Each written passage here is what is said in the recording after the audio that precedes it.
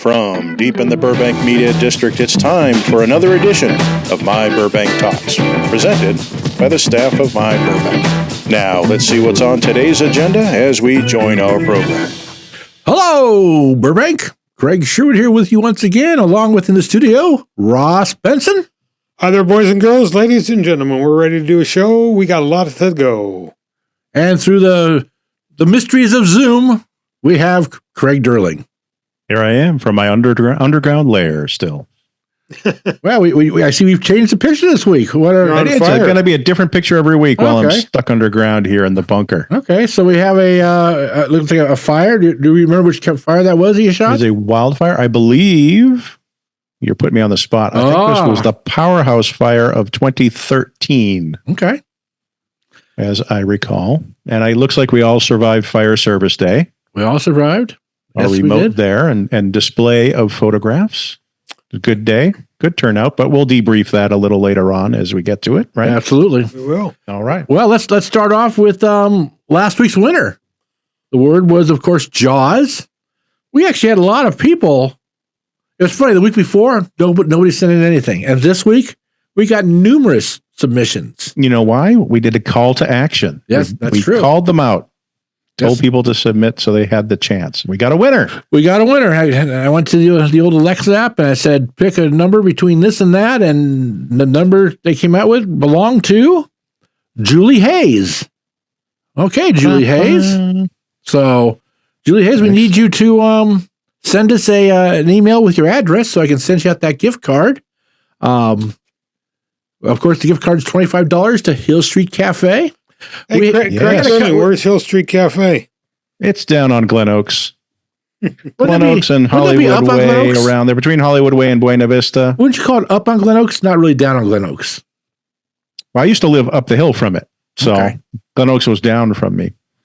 But they said we had proof at Fire Service Day that we do send these out, and people do enjoy the gift cards come up and say some past winners came up and told us about their experience at Hill Street. Fantastic reviews. Plus, it was good to get some feedback. Last week at Fire Service Day, the guy that named the airport, at Avalon. Oh, that's right. Yeah, Catalina. He came up. I don't know if he came up because we had said we were going to do a podcast, but he had the whole family there, and it was kind of cool, him saying that he was the one that won, and he talked to us for a bit. A couple people came up. A lot of people came up and that listened to the podcast, watched the podcast, and appreciate it. Several people appreciated my rat hole alarm and asked for the continuation of that. So stand by for that. But congratulations to Julie on submitting the winning answer. Now, if you want to win your $25 gift card to Hill Street Cafe from this show, you got to listen for the word of the week. You can't miss it. It's hard to miss. You just have to stay up long enough to get to it because it's always in the second half. Let me tell you what, the word this week is out of this world. Let me tell you. Ooh, a clue, but you still have to wait to hear it. Yes. And we bury it late in the show, so you got to stay up. You got to pay attention. Well, now I'm going to fast forward to the end of the show. Hopefully not. I have to move. Well, they can find it. Yeah, that's up to the technology's there. But if they're watching live, they have no choice. They have to wait. Well, let's get into the week that was, because the week that was the week that was. Wait a minute. Twas and twiddle dee. Twiddle dee, twiddle dum. The week that was, the week that will be, May 13th. We're trying it again. Go ahead. Okay. I thought I just said we started yet. So last Tuesday, the city council met and talked budget. And it actually, what's funny is, once again, when it comes to how the sausage is made, people don't seem to be that concerned because they'll come and they'll pack those council chambers for this and that and everything else. But now when it comes out to, how much money is going here, how much money is going, they don't want to read that 661-page report and try to figure it out and come and discuss the fine print, as they say. So there was very few speakers, and each department got up and presented their parts of the budget. And I thought it all went pretty well. I mean, I don't think anything is controversial. I have no idea. We lost Constantine Anthony sometime. He didn't stay for the last hour or two of the meeting, which I'm not sure where he had to go at 9 or 10 o'clock at night on a Tuesday night. But He just but this is the meeting where all the department heads come in and make their pitch, their elevator pitch for next year's budget, and the city council had any questions they'd ask them. So I thought it went pretty well. So it's just interesting that people aren't more in tune with that. I would think that's more important for them, in the whole process of the city, is having a balanced budget and what we spend money on and maybe what we don't spend money on. Well, anyhow, I'd like to, give kudos.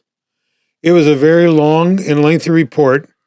Jennifer Becker, who is in charge of our finance department, made it very understandable. She's a great public speaker. Jennifer started her career with the city as administrator at the fire department. It was Jennifer, I can't remember her maiden name, but she's been around the city for a long time. She has a lot of people that work in finance, but she was ready for the questions when the council threw them at her. I was there for that presentation, if you recall, for the Met Pavelka. She walked in with 3 binders. I'm surprised she didn't have somebody carrying her. These things were those like 5-inch binders. I think she could tell you how many rolls of toilet paper Public Works uses in a week looking through her binder. But she did a great job. Jennifer, pat on your back and to your whole department. Absolutely. So they're going to finish up some budget stuff at the next council meeting, which will be a week from this Tuesday. They're dark this week. And then they'll also be getting, next week's show, we're going to be talking about the gun ordinance that's going to be coming up in front of them also. So that would be the 21st. The 21st. 6 o'clock yet? We'll wait till we get there, and then we'll let people know about it. Oh, that's right. If you tell them now, they won't listen later. Sure. Because that's the week that will be. But they can. And kudos to you, Ross Benson, for working a toilet paper joke into a budget conversation. Yes. Sometimes it's pretty shitty when you have to talk about money. Oh, wow. Now I got to put a rating on the podcast. It's too early. It's too early. We got a button for the that. The kids are still awake. I got it. Yeah, there you go. That's for you. Some people look forward to that. Can't take them anywhere. But I was thinking, people could read, so that 661 page for the next week if they're not doing anything. So, and the one page we determined was intentionally left blank, right? Right. Well, let's move on to Wednesday. And this one gets a drum roll. I forgot to tell you before. Okay, Wednesday, May 8th. Okay, we have a new general manager of the Burbank Water and Power Department. Now, Craig and I talked prior to the show, and this is a test for him. Yeah. He's gonna do. Better not be this, Craig. Mandip Smara is. What was that? Can you say that again? Why don't you try it once? We kept trying to say this. It's Mandip Samara. If you say so. I think that's close. And if it's not exactly right, I apologize. Might be an extra syllable in there. Because I don't want my power shut off. Talk about juice. Yeah. I'll tell you what, I want to make sure the water runs and the lights go on. But did you see her resume? I mean. Well, yeah. She was our assistant, assistant thing. But, I just jotted down that one thing she has is she has a master's in urban planning from USC. And that alone, I mean, you don't hand those out. Qualifies right. Yeah, that sounds all right. Yeah, they don't hand those out at the Palestine protest. So, those you have to actually earn. But you know what? Joseph Lulio? Joseph Lulio was. He didn't get sidelined. He didn't get. He was running, but he's going to go back and once again still stay as the chief financial officer. So come on, that's. I hope he. I know maybe he ain't going anywhere. He was a little disappointed, but I know Justin Hess. And by the way, Justin stopped by the podcast on Saturday at the fire department. It was good to see him. He's in a very upbeat mood. He makes good decisions. I have trust in Justin, as they say. So it's funny you guys always speak very highly of him. I'm sorry I couldn't join at the podcast table. I was babysitting the photo table for the majority of the time. But I said to Justin, I was at the gala the night before. He picks his E-team, what they call the E-team, the executive team. He does his homework. And he says, look at our police chief, look at our fire chief, look at our, all department heads. They are. And you wonder why our city runs so well, and they're not here for 2 weeks and then going to another city. He picks people that are in. He apparently did his homework, I bet you, on this. I know it was easy for him. He didn't just, do like we did for our winner of the week. He actually reads some resumes. Okay, good example. Probably, I think one of the best is who he chose for assistant city manager and our PIO. You can't talk about better people than Courtney and Jonathan Jones. And Courtney came up and said hi to me at the podcast also. How do you like that? Yeah, very impressed. It's funny because I see these people each week on the show, on watching the meetings, so I know who they are, but I don't realize. Well, they don't ever see me, so That's right. And I try to make that as much as possible, of course. But and as part of service day, they waved at you with all of their fingers. Yes. So, but once again, good selection, good person. I mean, you can say what you want to say about this sucks, that sucks, everything else sucks, but you know what? I think. Let's say like Burbank, we've got good personnel in the right places, and there's problems. We got problems. There's no doubt about it. But I think we have people in problem-solving areas who are going to figure those problems out eventually too. So, right, but every city, especially cities our size, are dealing with the same problems right now. The way politics and the governments and everything's going right now, but Burbank has set itself up to deal with them better than probably most other cities. Yep, similar in size to us. And you just said it, Craig. All these cities are same size. They all talk to one another. They go to their, state conventions or whatever they call it. But the people that we have in as those leaders of that department, Burbank running pretty good. You can tell by the finance. We have money left over. We don't have. They've done things like fix a police contract and the fire paramedic contracts and some of these things that, it takes quite a bit to do to run a city, and all these people do. And it's easy for us sometimes to make cheap shots. I get it. I mean, but sometimes you say what you feel. And Burbank isn't immune, right, from the issues that plague communities like this. But I think we're pretty well set up to deal with them. Well, that started on Wednesday morning, and then Wednesday afternoon we got some terrible news that a teacher at Bret Harte, a kindergarten teacher at Bret Harte Elementary School, was murdered by her son. Everything points to the fact it was accidental. The son has definite mental issues in many ways.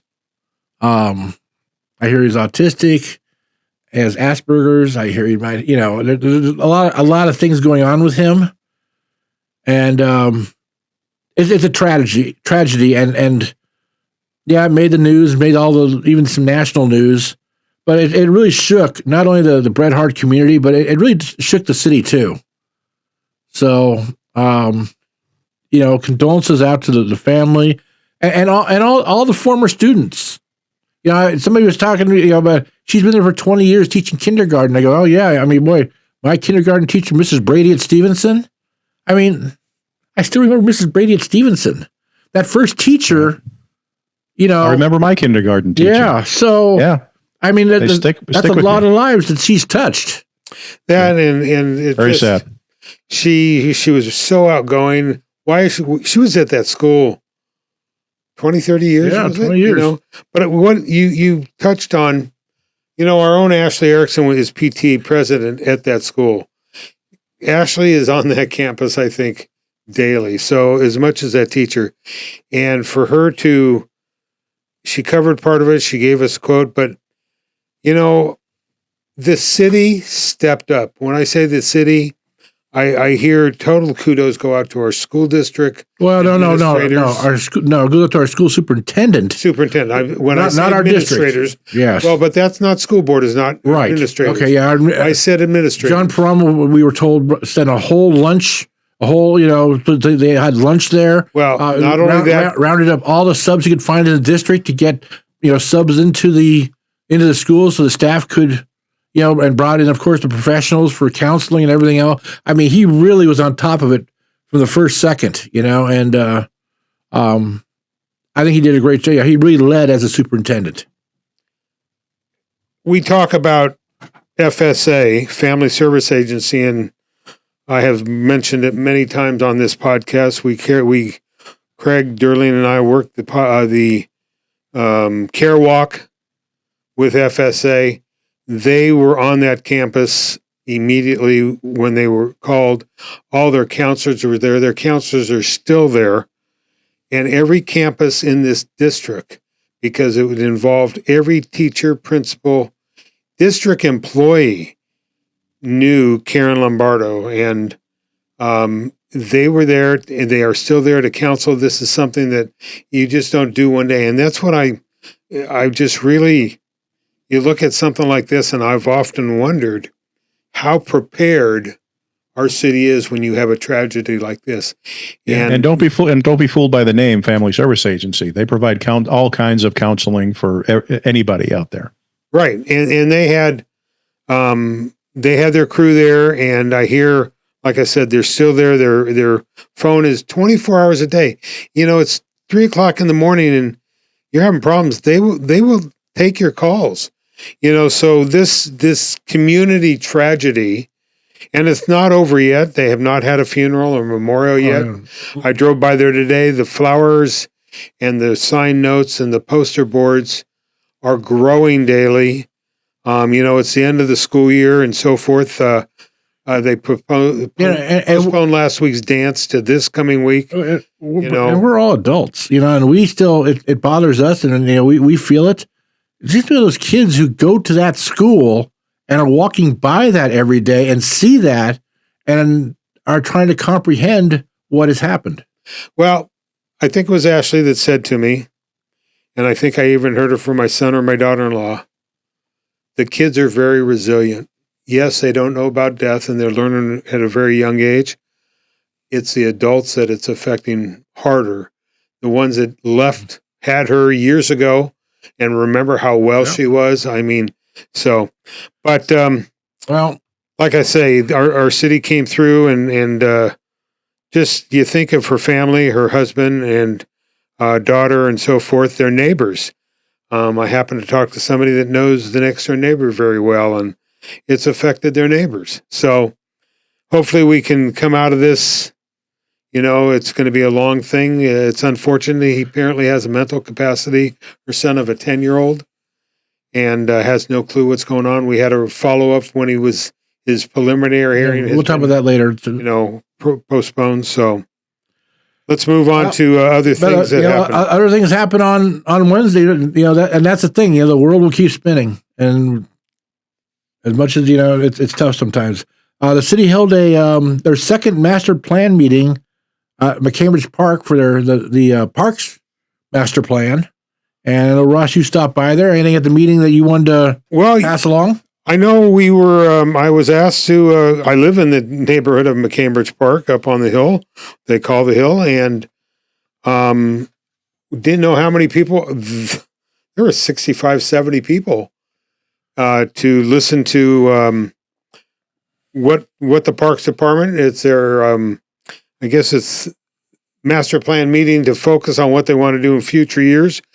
I heard some great comments. The community really came through, and we will have an article. I'm waiting for some information from the Parks and Rec Department. We will have something on My Burbank, because if even though you were not at the meeting. Yeah, they've had one at Olive. They've had one at Verdugo. Right. They have been recorded, and all the questions and information that they are gathering, they are compiling, and we'll have a link to, so you can watch it. If you didn't make that meeting and still want input, they're still taking input. So very nice to see the community come out for that master plan meeting in McCambridge. Well, let's move on to Thursday. Thursday, we had a nice story on the site about the what they call the Friends of Monterey High School. Talk about Monterey. Where is that? Is it on Monterey? It's on Pacific. It's up in the Bay Area, isn't it? Yes. It's right by the Empire Center, I guess you could say. It's on the other side of the tracks. Correct. But you were in the school district. Yeah. Kids that Well, it's kids that sometimes they need a fresh start. Sometimes it's kids who don't get along with everybody else. Well, yeah, it's just they need something different, and they have about 150 kids in the school, but they don't have a PTA. They have no PTA there, and sometimes you wonder if some of these kids don't have that foundation at home, so the foundation is not followed into school also like other schools. But they have a group of supporters. It's kind of like an ad hoc committee, and it's a volunteer group that was formed by former Burbank Board of Education President Dr. Roberta Reynolds.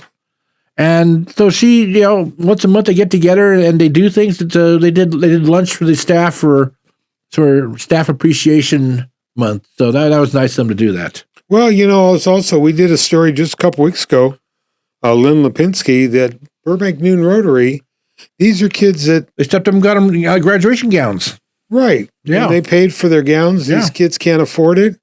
And they should cross that stage to get their diploma right like everybody else. So they paid for, I think, 150 or 75 brand new cap and gowns, and that's kind of cool. Our city steps up sometimes, and here's another proof between these this group to support the teachers and Rotary to support the kids. Well, later that night, as the news kept flowing in our city, we unfortunately had a fatal motorcycle accident on Olive, right near the Social Security building around Beechwood and Griffith Park in that area. Actually, you know what?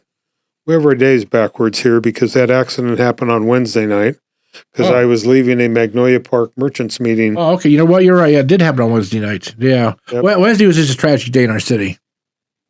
Yeah, it was. We didn't get the story up till Thursday. That's because we got the story up on Thursday. So yeah, that accident. That happened on Wednesday, we got called from our good friend Tim Conway, who was there and asked if I was going to be there, and I went right over there. And we got a little story down. We did a little video on it, and it's another tragic accident. The young man out of the city of San Fernando. It's in the story. I don't know his name off the top of my head, but lost his life riding a motorcycle. Speed was definitely one of the concerns I was told by the officers out at the scene, and for the other gentleman that he collided with. So they had Olive closed off from Beechwood to Griffith Park during the investigation. I know a lot of people heard it. I was told, and they, Well, Craig, in your time through enforcement and everything else, I mean, you've probably seen more than anybody else that people, I'm sure under 30 years old, all think they're invincible, can never get hurt. Speeding is, I can do this. I know what I'm doing. And they're the ones who wind up usually dead. So, I mean, I'm sure you've seen a lot of it in your time.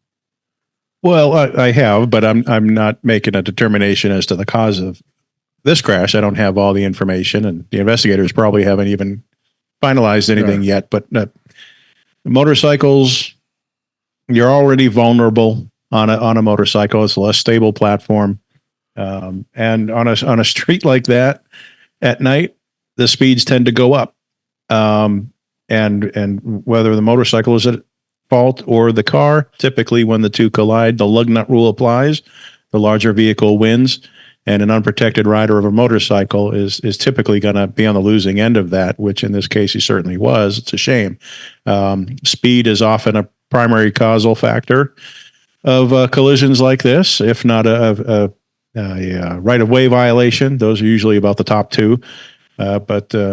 Yeah, that's hard to tell. I mean, I haven't seen enough to make a determination, but I think Ross, I've seen more than my share. I think Ross, they told you that the scene of speed was probably a consideration, correct? Yeah, they were looking for cameras.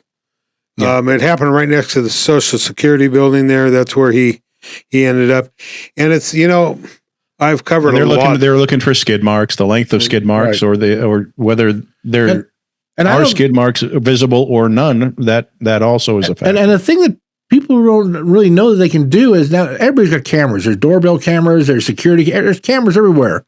And what they do is they take the cameras and they look at the footage and they measure how long it took from a person to go from point A to point B on the film, and they can use that and then get the speed they were going just by looking at the distance traveled in a second on a videotape or something. So there's a lot of ways they can figure that out, and they pretty good. It's kind of like clocking speed, traffic speed from aircraft. Right. You know, you have a fixed distance, and you measure the time that takes a vehicle to get from one point to the next, and you can. And they get a pretty accurate number. Well, you know, it's you do it right, yeah. I've covered a lot of accidents in the city, in the same location, 100 feet east, with somebody crossing the street, a well-known photographer that had a studio there. Yep. At Griffith Park, walking across the street and got hit. And like I said, just a couple hundred yards. Yeah, that's a dark area right there, too. There's really not a lot of lighting in that area right there. It is. And really, there are no marked crosswalks in that stretch, as I recall, as far as for pedestrians. And but that's a straightaway. I mean, you stand at one end of Olive, you can see the other end of Olive. Yeah. In the city. I mean, that street doesn't turn. So that almost, like up on Glen Oaks, it's another straightaway. So the speeds go up. Well, I was speaking to the traffic, one of the investigators.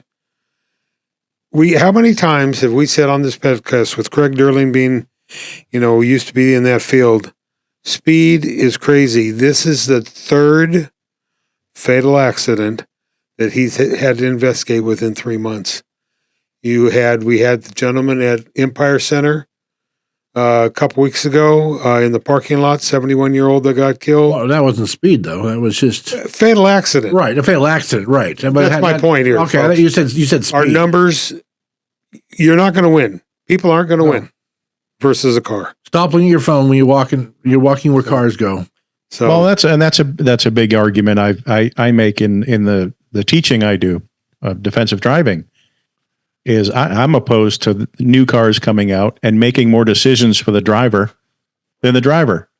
You see these commercials now with a new Mercedes and, I had my baby in the back seat and I didn't realize I had drifted across the center line and almost, hit an opposing dump truck until my car alerted me and swerved back to the right. How about the driver paying attention? Yeah. I don't like the cars paying attention for the people. All that does is give the drivers false insecurity, an unreal false sense of security, and an excuse to not pay attention at all. Well, it's funny you say that, Craig, because I was talking to a police officer one day. He was talking, a captain, in fact, was talking to his mother. Didn't realize that he passed the off-ramp that he was planning on getting off at because it was so ingrained in the conversation versus his driving. Well, that's it. There's a huge argument that in my personal experience, personal and professional, there's an school of thought that the holding the cell phone isn't the problem. The conversation is the problem because cognitively it takes your mind off of what you should be concentrating on, the driving, the conversation itself. Doesn't really matter if it's in your hand or in a cup holder or whatever. The conversation is what's distracting you. As a baseball coach, something that I used a lot of times when talking, because you talking psychology and information with players, you just don't tell them how to swing a bat, but you have to tell them how to approach an at bat. And one of the things I constantly will tell them is that your mind is only capable of thinking of one thing at a time. You want to say multitask and all these things, I get it, but your mind can only develop and process one thought at a time. So I always ask the kids, I go, okay, I give them a situation and I say, well, and then, hey, what'd you have for breakfast today? They go, I had scrambled eggs. I go, when you remember you had scrambled eggs, did you forget what you're supposed to be remembering? I go, yeah, I guess I did, because you can only think of one thing at a time. Yeah, right. People as a species, we think we're so much better and smarter than we actually are. Our brains physiologically, can't say that word. No, we're not wired to multitask. We're not good at it. We squeak by and we think we're multitasking, but we're weak on some category. We're leaving something out. One thought at a time. So I'm curious, as they say, aren't the majority of the accidents caused by distracted driving? They're now, like you said, putting all this electronics in the car. Yeah. You don't need to have a cell phone. You can talk through your radio now. I remember going through high school. My parents wouldn't let me have friends in the car. You could back then. Well, now, if you're pretty young, you can't have other that distraction of the kids in the back seat going, oh, turn the radio up, do this, turn left. Oh, who did you see last week? All that stuff. Folks, driving hasn't changed. We gotta. Yeah. And parents, please know the rules. If you have a youngster that's driving on an operator permit, a driving permit, learner's permit, because the terminology is different in different states, but please be aware of the rules.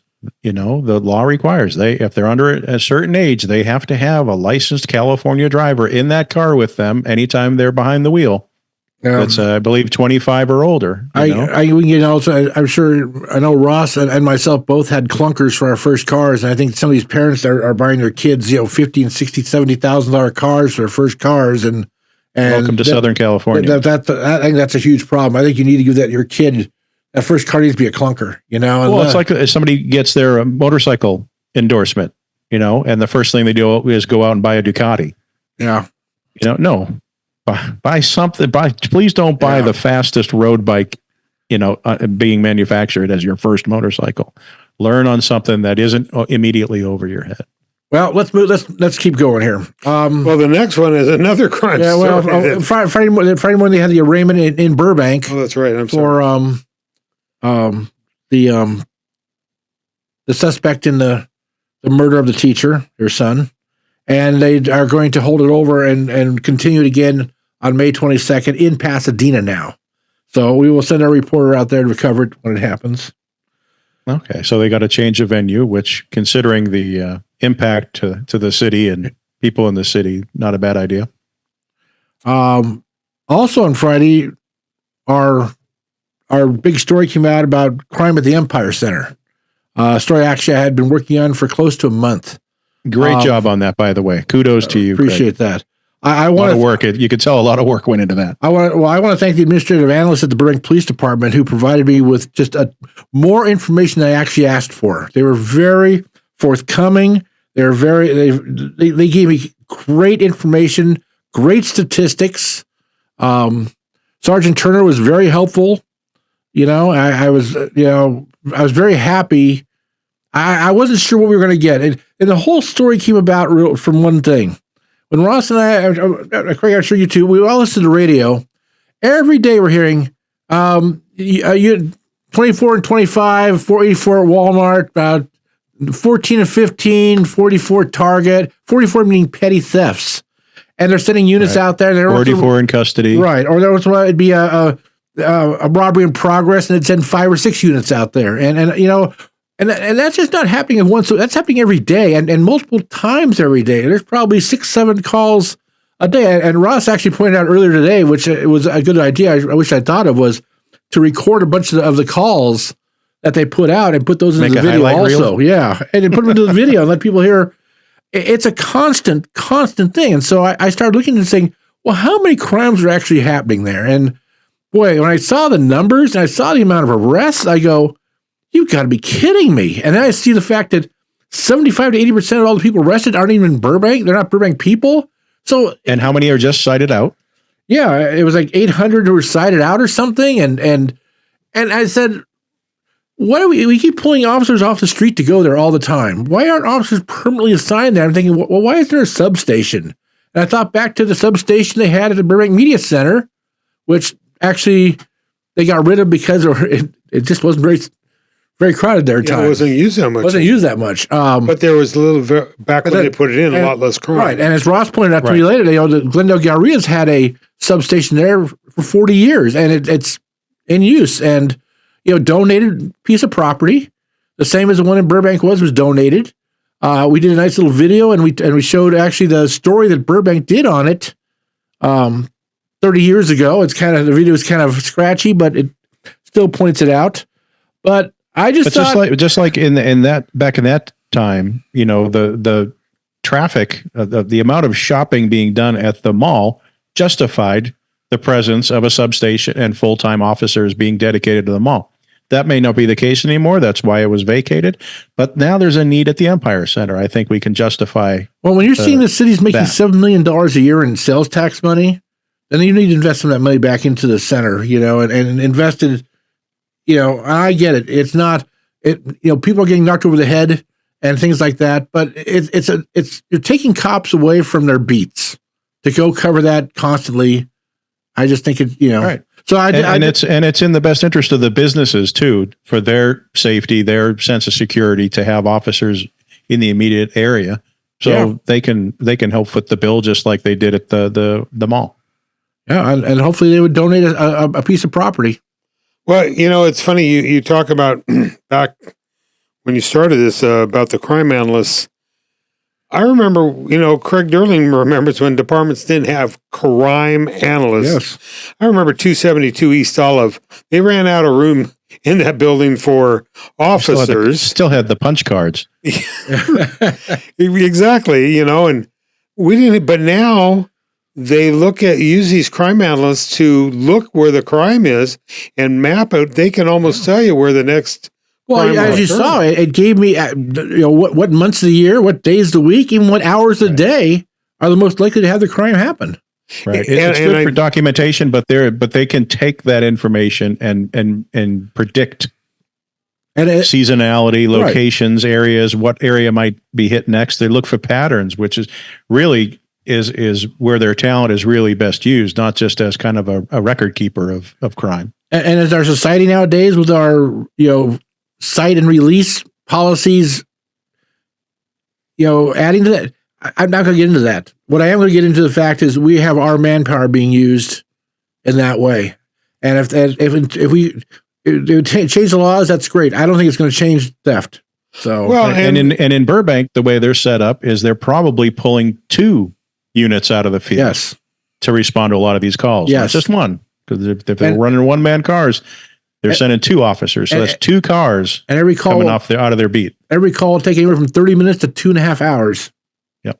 So, well, it would also, when you call about something on your block and you look out your front of your house and you don't see a police officer for a while, that's because they're writing a theft report at the Empire Center.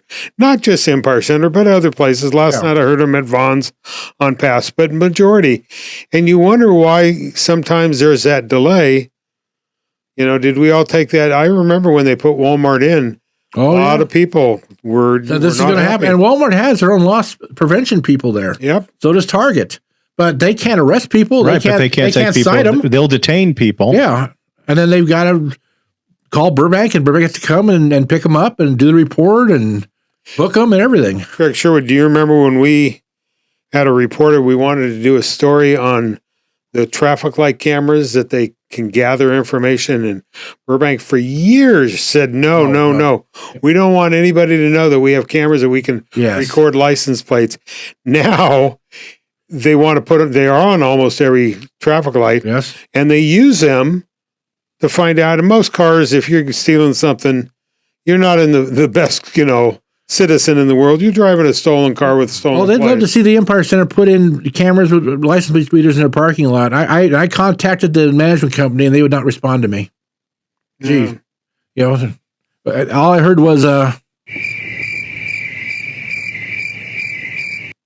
anyhow. Well, please read the story. I'm very happy to see how many views it's had. We have a video up on it too. But where can they see the story and the video? Well, the story is on My Burbank. Hopefully you know what My Burbank is, and the story is there. MyBurbank.com is the website. And the video is on My Burbank. And My Burbank on YouTube. The video is up there. So please check it out. Moving on. Holy cow! Last week was a busy week, wasn't it? Holy cow! Really was. Now we're to Saturday, and we got a lot more on Saturday. Even we haven't even finished last week yet. Right, we still have Friday. Oh, we still have Friday, don't we? Oh yeah, we have one more thing. The Home Again LA Gala. I think one of the last galas for the gala season. Thank goodness. I think there's only one left or something. I think there is. But that just means we're coming into some new season. So how was the gala, Ross? I'm sure the gala was over at the Gene Autry Museum. That is a gorgeous, gorgeous facility. Wasn't as cold as the previous week at the Lakeside Country Club, but this was for Home LA, and they honored the city on housing and so forth. They also gave an award to Barbara Lazar, who worked in Burbank Community Development for many, many years, and she started working on homelessness and so forth over 30 years ago, and they honored her posthumously. It was very, very well attended. Our own Ashley Erickson and myself were there, and the story is online right now, as we of could course, say. where? On myburbank.com. That's right. And a nice photo gallery.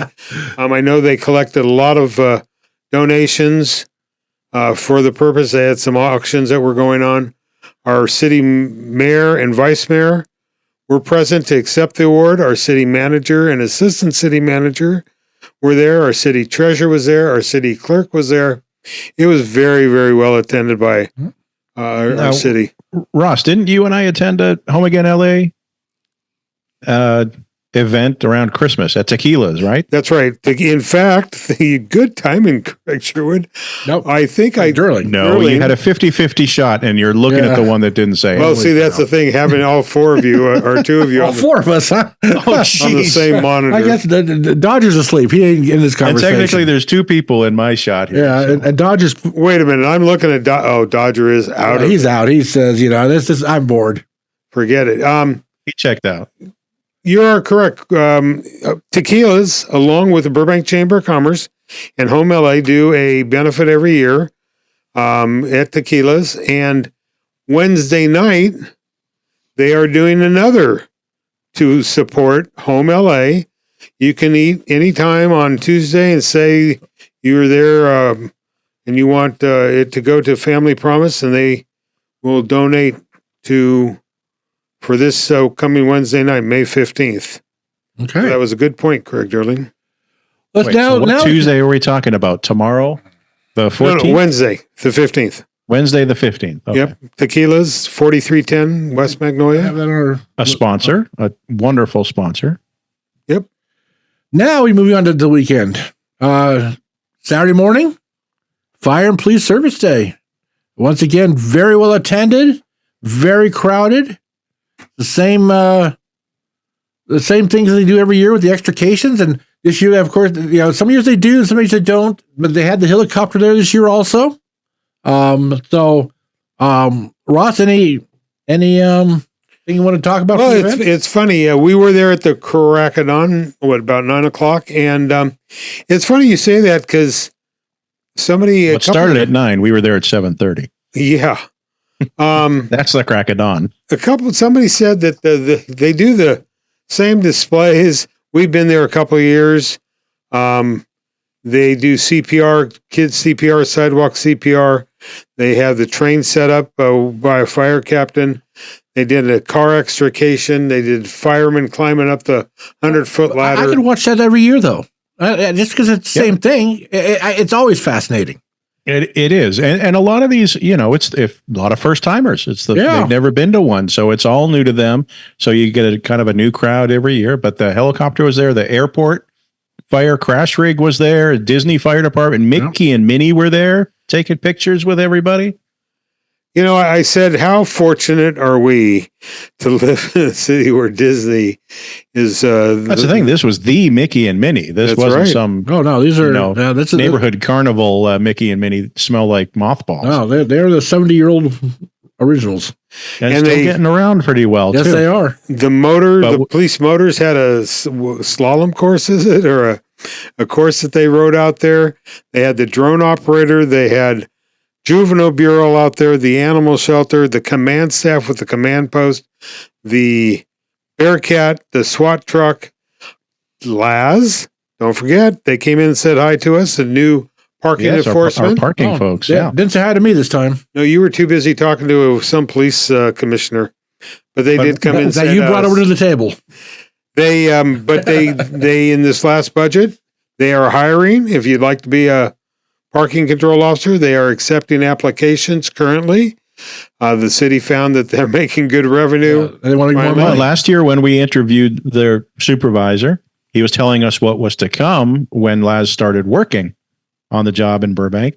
This time was there a year in review done or now? Well, they're hiring more people, so that's a good sign. They found more people means more money coming in. So that's the bottom line. Well, that's true. And they were out there. I'm trying to think. I've never seen the forensic people They were out there this year showing people how they lift latent fingerprints, and they had some really neat tools out there. Free ice cream for the kids. They had bounce houses. They had a couple of food trucks. The fire department was cooking. It was just a great day. Again, it's the second week of May usually, and I highly recommend. I know my granddaughters, one got on the ground and learned CPR. She's 5, and God forbid I'm around. I know she would jump on my chest and know what to do and yell to somebody, go call 911. Mr. Sherwood and I would do the same thing. We would jump on your up, down on your chest. But and then she got to go. Go ahead. No, Burbank is one of the unique fire and police service days, isn't that? It's usually fire service day, where fire department, they basically have open houses at their station where members of the community can come in and have a tour and look at the apparatus in their, neighborhood stations. Burbank, because they share a police and fire headquarters, they share the day. So that's like we said, we had the helicopter, the SWAT teams, the K9s, and all the fire department represented there. It's a great day, and that's unique to Burbank in itself.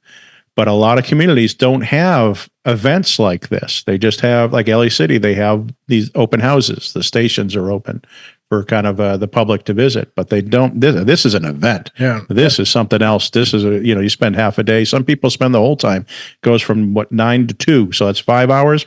Some people are there waiting for it to start and are there when it closes up, because there's that much to see. Well, Craig, didn't you have that little thing in your hand counting how many people? Didn't it lose count over a couple thousand? The little finger, the number counter. Clicker? The little clicker? That's not to be confused with the rat hole clicker, but I lost count. There was a steady stream of people from 9 o'clock to 2 o'clock when we started breaking down. But I was manning our photo display that you and I always set up at this, and it's hugely popular. A lot of people enjoy seeing, because the demonstrations and the equipment that are on display there kind of see the tools that are used, and I'm proud to say that our pictures show them in action, actually doing the job, and a lot of people don't normally get to see that from the perspective that we're able to share. So the photo table is always very popular. The kids love it, and it was right next to the My Burbank Talks table, where you did your interviews and all that, which it looked like that you brings up, we did a podcast. We are going to have a story in My Burbank about Fire Service Day. I know Ashley's working on it. She's been busy. That'll be online in the next couple of days. But it was really neat to see a lot of these firemen are young and they have families.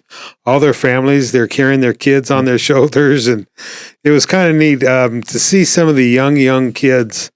They love to come get their some older firefighters too. I remember, photographing their academy graduation, and now they're either battalion chiefs or retired. Scary.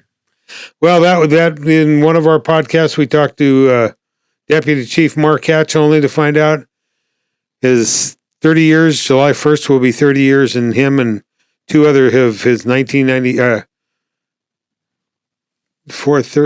years ago. Let me do my mouth there. His classmates are retired? They're all retiring July 1st. Oh, wow. So it's like, wow. So another great fire and police service day. And there was an event after that, too, across town, right? Yes, there was. Elevate Burbank had their community festival.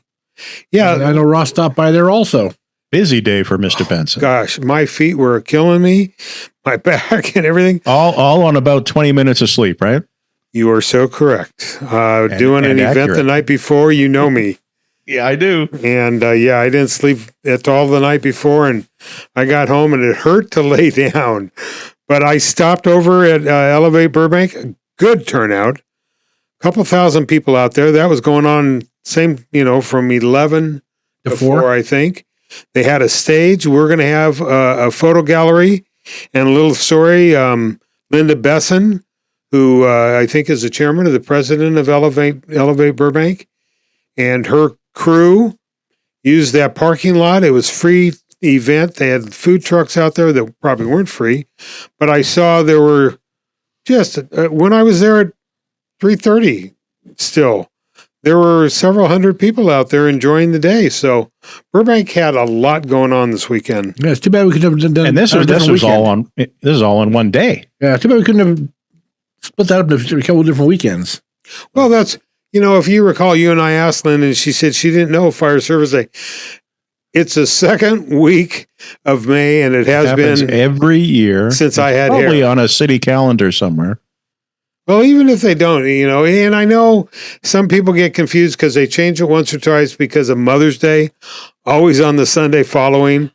But you know what? It's the second week of May. But you managed to do it. You took in both events. You ran across town and you stayed till the end of Fire Service Day. So it can definitely be done. You could get the twofer if you tried.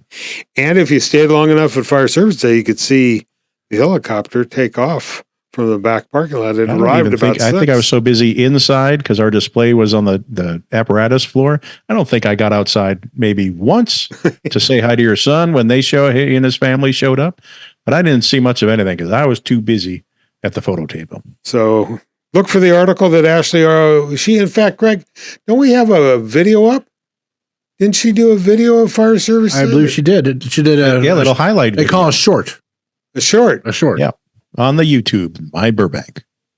Great. Well, moving on. Okay, well, that's it for the week that was. Let's take a quick commercial break, and we're going to come back. Wow, look at that. We're bringing the show a long time, but you know what? All good information. So we had a lot going on this weekend. We'll be back in a second, of course, with the week that will be. Enjoying the show right now? Thinking you may want to do your own podcast? Burbank Talks is renting out our podcast studio on an hourly rate. You can do audio podcasts or both audio and video, and even bring in guests to talk with. We will help you get set up on podcast platforms and start a YouTube channel, and we can edit your productions to make you look and sound your very best. If you are interested, please drop us an email at studiorentals@myburbank.com. That's studiorentals@myburbank.com, and we will get back to you. Now, back to our show. And we are back. Craig Sherwood here, along with, of course, Ross Benson. I guess he doesn't, for you, that's right. For you listening on your cars he's right not now. back. Yeah. It's funny. I have this little control board in front of me, and I'm waving, and nothing's coming out of the mouth, even though I said to my brain, we got to do audio and video. And remember, one thing at a time. It's all your brain can process. See, you guys put this machine in front of me. Multitasking. And we also have Mr. Durling with us. Durling on the Zoom. Still here. Looking forward to next week. Will you be back in our studio next week? No, but we're about to talk about next week. Oh, yeah, this week. The week that will be. Yeah, the week that will be that is currently going. There we go. So today, this morning, we had a ribbon cutting at Ballers and Brew. Ross, you were there. Anything you want to report on? Besides, it was very early. Thank goodness I lived 2 blocks away, and I could get up. It was an 8:30 ribbon cutting. I could get up at 8:15 and be there. I wonder why so early for a beer place. Not a beer place. Isn't brew a beer? No, coffee. Oh, coffee. Well, that kind of brewing coffee. Oh, okay. See, I didn't know that either. See, Ballers and Brew. Not to be confused with a brewski. There you go. Ballers and Brew is over right across from, the Masonic Hall on Irving Drive. Not a lot of people know where Irving is. It's a 400 block. Ballers and 7 Irving Drive. There you go. And they have been there for a couple of years. This was a anniversary. They do a lot. They were at Fire and Police Service Day, giving out free coffee and donuts. The police department does meet a cop or coffee with a cop at their place all the time. They go out, very community minded. It's a family operation. Their daughter, their husband and wife team. I will tell you, they had some fresh stuff.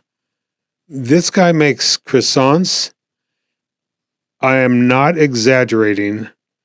You do not have to chew. They melt in your mouth. You still have some powdered sugar on your shirt there. I wouldn't doubt it. They had donuts with Cheerios on them, colored Fruit Loops on them, Technicolored ants on them. They had the maple cake, and they had apple fritters. And you know what? We had a great ribbon cutting, and stop by. I mean, little business like that, a mom and pop shop. Even Locks and Bagel, I didn't know that, a block from my house. But what was the numbers again, Mr. Durling, on Irving? 407 Irving Drive. Plenty of parking, organic it's right coffee. near Glen Oaks and Irving. Glen Oaks and Irving is where the Well, intersection 400 right there. block will be put it at Glen Oaks, right? Yeah. Yep, exactly, where the old next to J. Scott Drugs. So it was this morning, then I did have to go take a nap. So, Well, then you probably would have slept through this tonight. So tonight they had the planning commission meeting. Now, I think Burbank is a little bit slow when it comes to their planning and their permits and everything else, because they're going to request to approve a variance application to allow a 129-foot trash enclosure to be constructed in front of a new convenience store and not to be directly accessible from an abutting alley on a commercial property at the corner of Buena Vista and Olive, which is better known as the Chevron Station. Probably one of That's the a mouthful. busiest intersections. Okay, but here's the thing. It says here they need to get a permit to, because it's a unique looking property, but they call it a new convenience store. Well, that convenience store has been there for years. They're not building a new store there. I'm not sure why. In other words, somebody screwed up and they didn't have the right trash thing they're going to put in there, or they're going to get the variance they need for what to make this enclosure. But it just seems like, I don't know. Well, honestly, I drive by there quite a bit, I've used that So have I. station. But if you think how the entrance is off of Olive and off of Buena Vista, there is an alley Yes, that goes right behind the place and a cross alley right behind the place. So you don't have, it's an unusual property.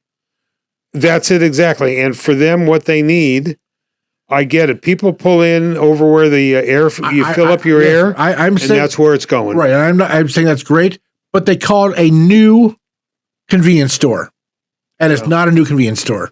I would say when we have our planning commissioner on, it might have been a new convenience store when they actually applied for this permit years ago. Anyhow, moving on.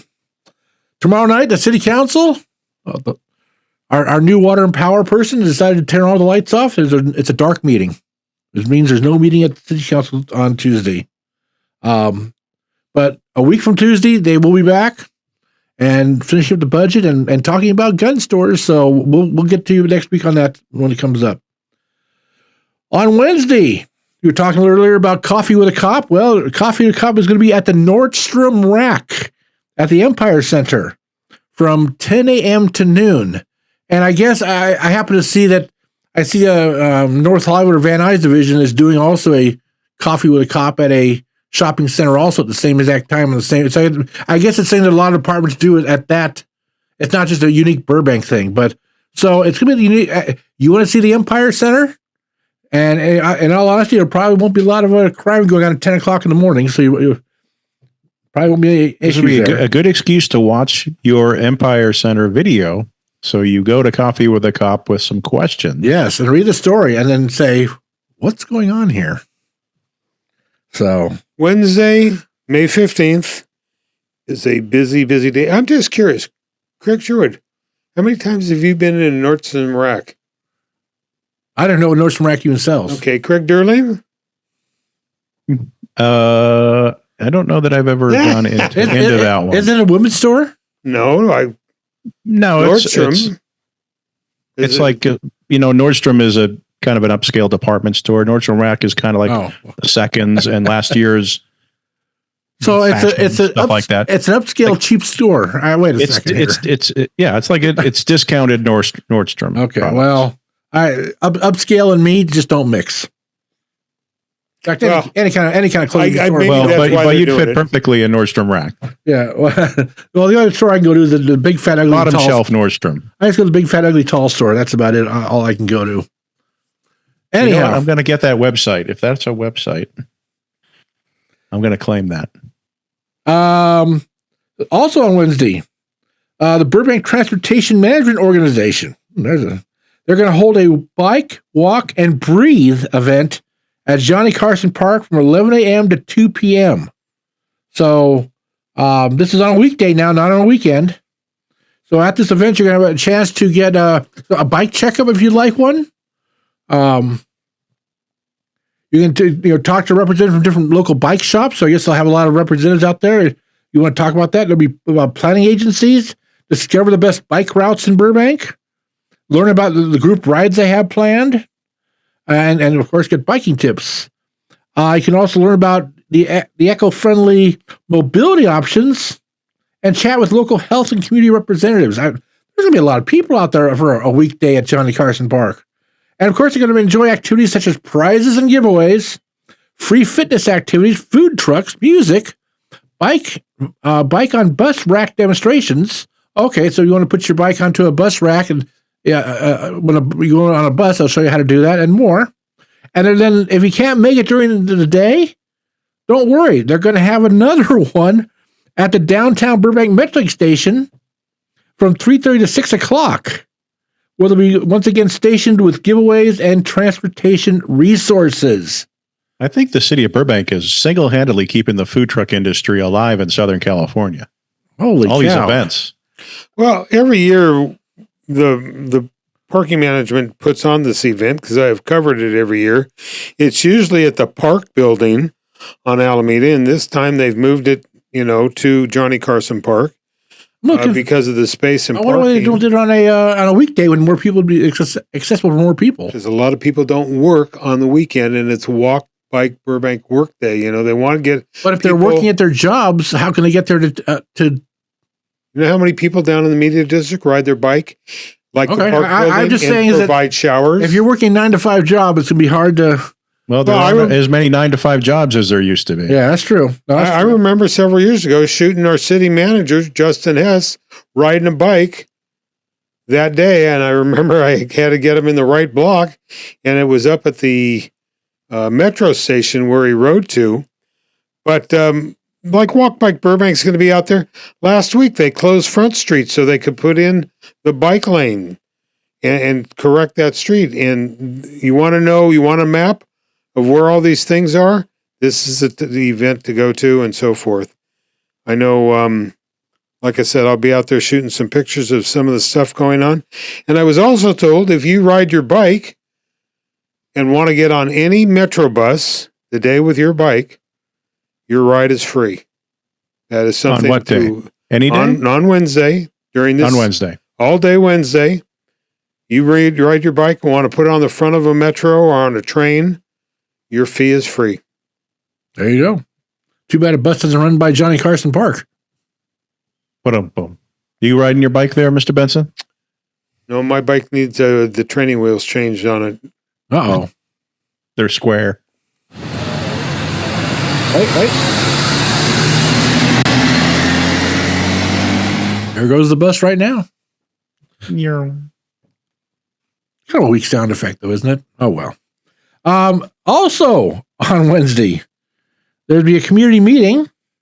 Community Development Department invites you to join them for a community meeting to discuss the Residential Soft Story Seismic Retrofit Program from 5:30 to 6:30 p.m. at the Community Services Building. And basically what that is they want to seismically retrofit all the first stories of these 2-story apartment buildings. So when there's an earthquake, it remains a 2-story building. And not a All right, Ross, say that 3 times fast. Residential Soft Story Seismic Retrofit Program. I'm still trying to figure out what page he's on. Well, then after, of course, after 5:30, when you go to that quick meeting, then jog over to the City Hall because it's 6 o'clock. Your favorite.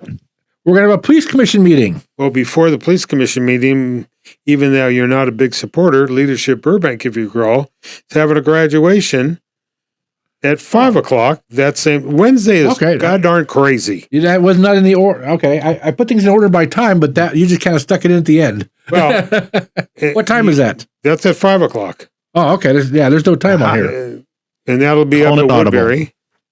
That'll be up at Woodbury, and then I said to our police commissioners, one or two of them that are Leadership Burbank graduates, they're not going to make it. I don't know how the police chief's going to make it. Why they plan all this stuff on the same day Wait a second. The Well, city, you know what's right across the street from Woodbury. Hill Street Cafe. There you go. The Hampton place. Well, and none of them considered that Wednesday as my damn birthday. That or I You're got to gonna have a busy go. birthday. I got to cover all these events, and if I get cakes at all of them, I won't walk on Thursday. so the city's putting all these meetings on the same day. I can't imagine how the city would ever do something like that. It's the Holy first for cow. everything, Mr. Sherwood. Oh boy, let me tell you what. First time for everything. The city doesn't even look at their own calendar. That's what gets me. When somebody called me and said, "Put this my calendar," I use Gmail or Google Calendar. It just keeps saying you have 4 things overlapping. How do you get from one to the other to the other? Well, you don't schedule them all on the same day. That's how you start. I mean, and the city, these are all city events, and they still schedule them all on the same day. Yeah. Well, they must be assuming that one person isn't going to be interested and want to attend all the different things, No. right? The people are going to pick one. Or, You know, it is. I understand your premise. The completely. departments don't Yeah. talk to each other. That's the problem. Well, good point, because we have liaisons. Our city council, our liaisons on, like the police commission. Okay, 2 of our city council members are usually there. Well, they probably won't be this Wednesday because they'll be at the Leadership Burbank graduation. Our mayor will be at the Burbank, leadership, presentation, and it's just crazy. I'll tell you, Spread it's pretty crazy. thin. It's crazy. Anything you want to talk about with the police commission meeting? Well, you're right, because I'm over them, so I'll let you just. today I'll was be a good quiet and you can example. talk. He's Mr. recusing himself. Oh yes. Well, he said he was going to, but he keeps bringing it up. But today, somebody said to me, Mr. Schultz said, we got 7 minutes to do this ribbon cutting. I have a Zoom call at 8:50. And it's like, who schedules, a ribbon cutting, and then he has to dart off and drive, 100 miles an hour down Glen Oaks to get to a Zoom meeting? Well, but it's not the same people. I mean, the people don't schedule the ribbon cutting who schedule the meeting at City Hall. Those are, they don't work They for the schedule city. where he's going to Well, be. it kind of gets us. That's We a get private his business. We get his calendar. Yeah. And when you look at his calendar, and there's things like this Wednesday. Okay. But yeah, I'll let you get into the police commission meeting. Well, I just know they're going to talk about nothing and probably bring up something. And, you're the one that talked to the police commissioner the other day. Did you ask him why they don't do anything? I told him I'm done with them. I go, what's the use of communicating with you when you don't read my emails? What's the you don't listen to our, when you guys, all you are is the PR wing. You're the PR wing of the Burbank Police Department, and you have no policy decisions, and you do nothing besides just get reports and file them. You do no actions at city council. So I'm done with them. But for the sake of talking about their meeting, they do have 4 items. Yes, at 6 On o'clock their at City agenda. Hall on Wednesday. You want me to say what the items are? If you'd like to, go ahead. Okay. Presentation, discussion, and recommendations, if applicable, on the status of patrol vehicles and technology updates. Let's see. Department policies, statistics, and outcomes of the department's homeless population engagement.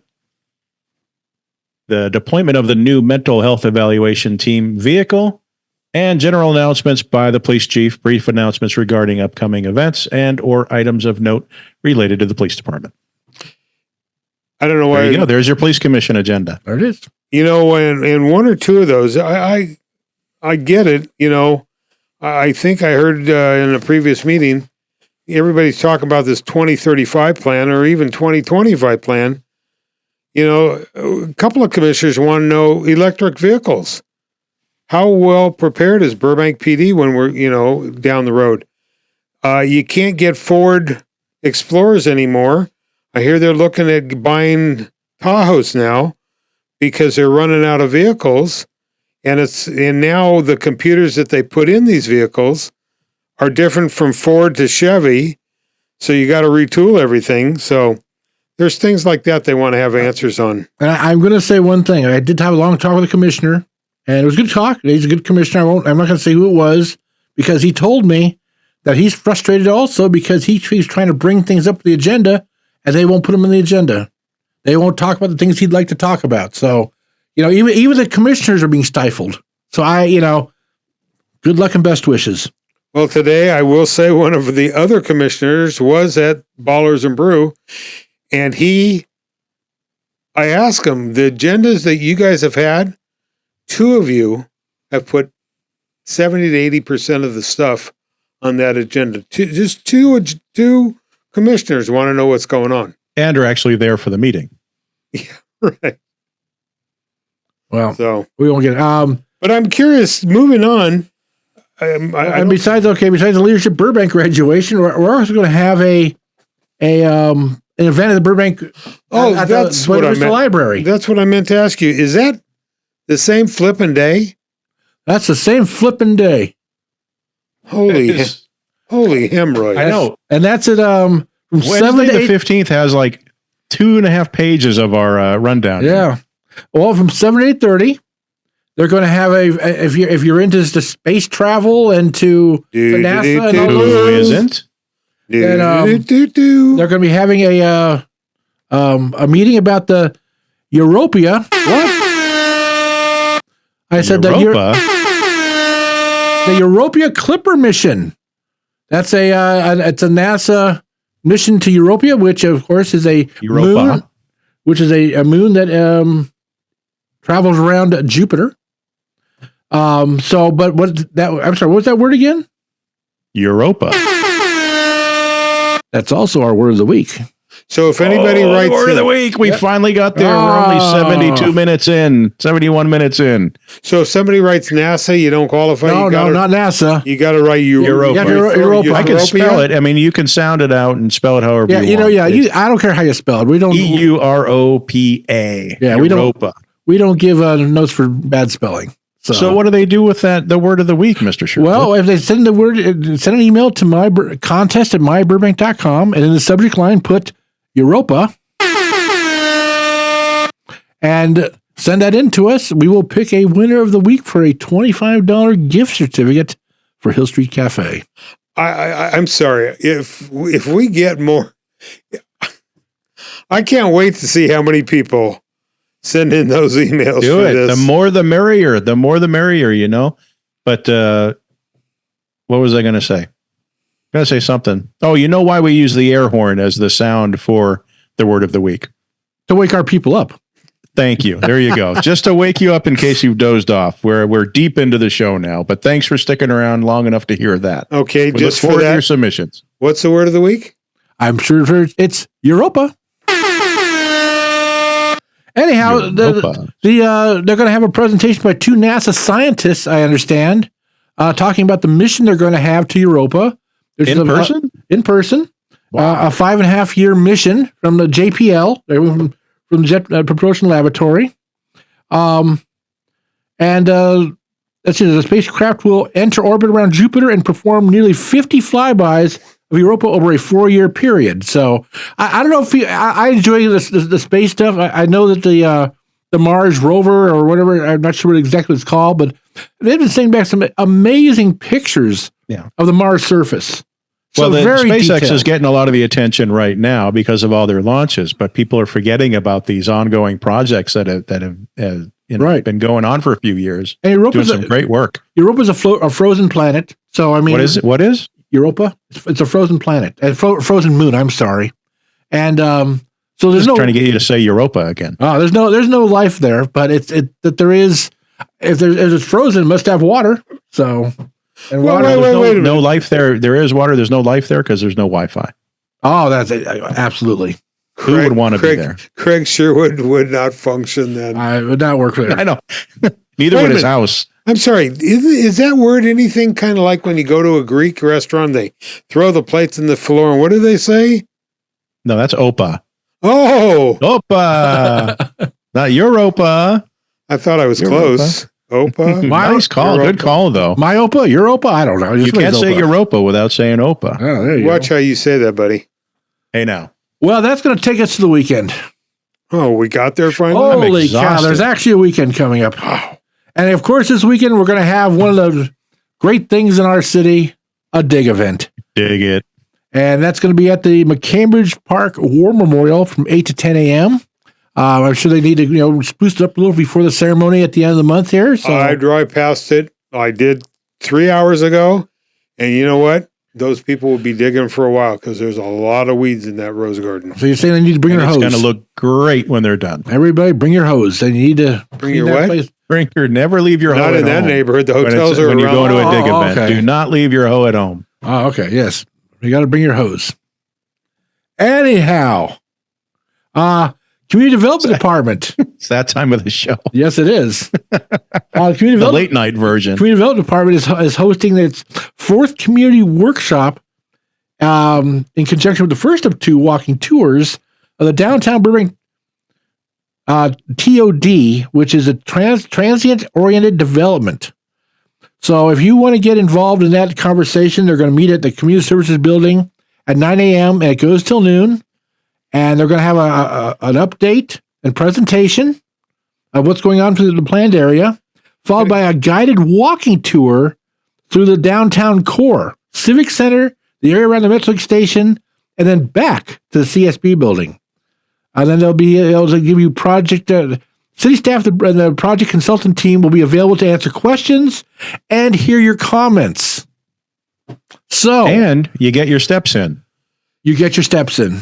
So wait a minute. I'm glad. Thank you very much. When you do these show notes, you wrote down TOD specific plan.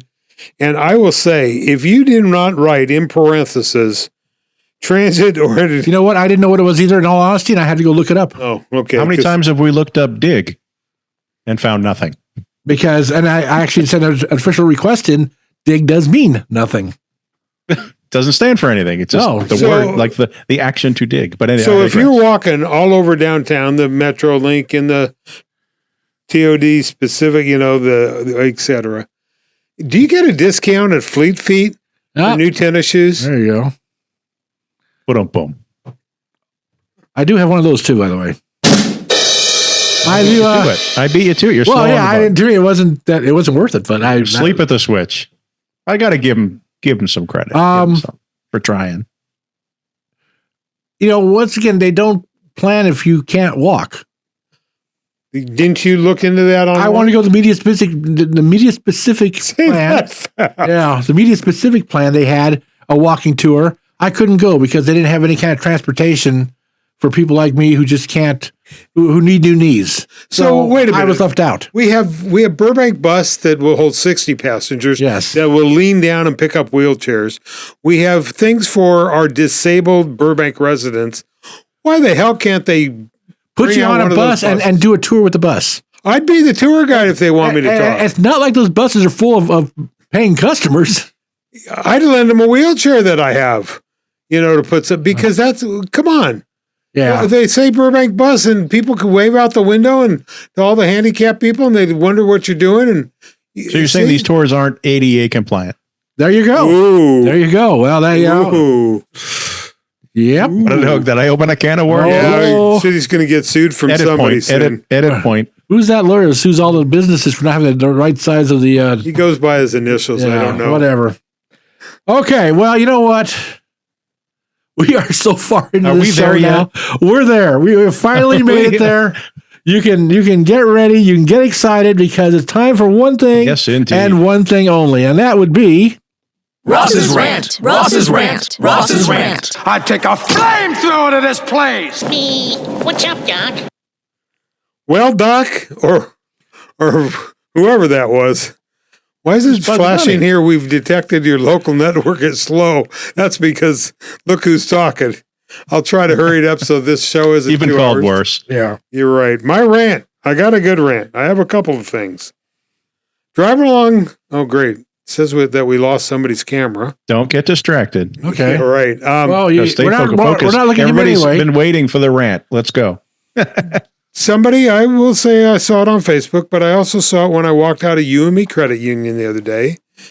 There is a whole block of businesses across from the UME Credit Union owned by the same property owner, who happens to own a Halloween shop at one end of the block, owns them all.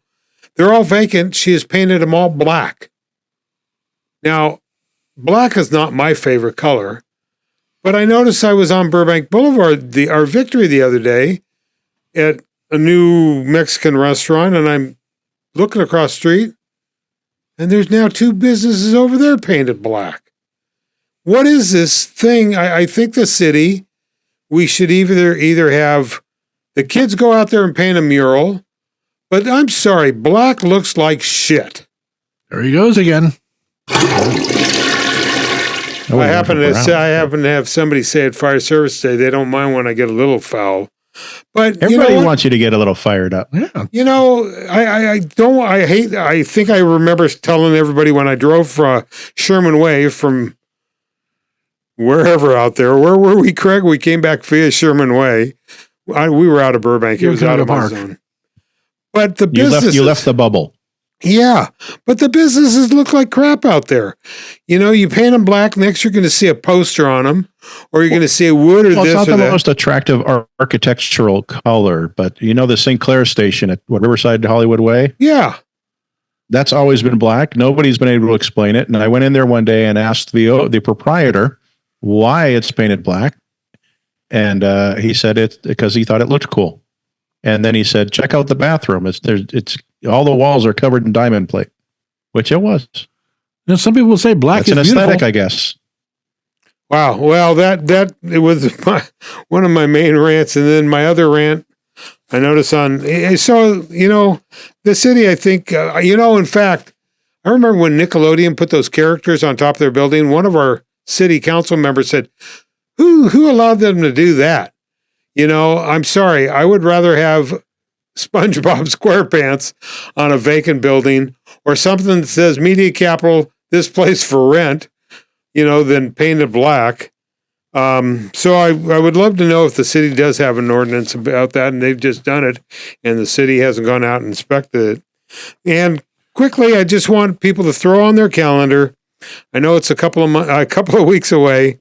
On May 22nd, which is only, a week away, Burbank in Pictures is doing a thing at the Boys and Girls Club with some longtime photographers in the city. I will admit that I am a guest speaker along with Bonnie Burrows and David Laurel. We are going to talk about pictures in the history of Burbank via pictures. You can find out from, I believe, through the library or Burbank Art Commission is who's working on it. It'll be at the Boys and Girls Club, starts at 7:00. And the other thing is the May 23rd wine tasting. I know Tequila's is one of our advertisers and highly recommend. Tequila tasting. It's actually tequila, El Sativa Tequila. Say that quickly. You did. I did. Oh. So it's not a wine tasting. It's a tequila tasting and food pairing. And the other thing I know I've mentioned, next week there's a lot of graduations. Kids are going to be darting across the street. Don't drive down Parrish. Don't drive up, Verdugo on Thursday or Friday. Don't be distracted. Yeah. Kids are going to be running across the street, not knowing if they're in high school or not, with no diploma or whatever. But also all the other schools next week have graduation. Slow down if you're around a school district, and we're getting into summer, folks. That's it for me. We had a long show, but we had, hey, look at the news that we had last week, just one day. Let me just make a quick point about the event coming up at Tequila, since you brought it up, but they do have some limited spots left. It is a reservation kind of a deal, but I'd recommend going to the Tequila Burbank Facebook page. They have all the information so you can get signed up, get your reservation for their tasting on Thursday, the 23rd. Yummy. Well, for me, Dr. Sherwood, I think you... Not really a doctor. We're not doctors. I just play one on TV. We're not doctors. Well, we had, like I said, a long show, and a lot went on, and we'll be back. We'll be back next week. And not a single rat hole. Congratulations. Holy cow. But that and show we is went coming. 85 minutes. That we got our Craig is editing 24 hours a day. We got our restaurant show coming up. We got Fire Service Day. We got Ashley doing stuff. We got Lynn Lipinski. Our sports department is still out there trying to find their balls. And I'll tell you, we got a lot going on. So, and we forgot to thank Austin Gephardt, our electronics. He was our TD engineer. Our engineer at Fire Service Day for setting stuff up. He was Austin, our TD thank you for very us. Much. Technical director. He not only set stuff up for the podcast and helped us with our displays, he set up all the AV equipment for the event itself. So that's right. And he also brought the handicap out. Yes, he did. He brought me to the table. No, he brought Craig to the event. Oh, Sherwood or okay. Durling to the event. Okay, well, that's it. Oh, he did. We're done. That's it. For Craig Pull the Durling, plug. for Ross Benson, this is Craig Sherwood saying that we will talk to you again next week. Thank you again for listening. My Burbank Talks would like to thank all of My Burbank's advertisers for their continued support. Burbank Water and Power, Cusimano Real Estate Group, UME Credit Union, Burbank Chamber of Commerce, Gain Credit Union, Providence St. Joseph Medical Center, Community Chevrolet, Media City Credit Union, UCLA Health, Tequila's Burbank, Logix Credit Union, Hill Street Cafe, Bertain Escobar Wealth Management, and the UPS Store on 3rd Street.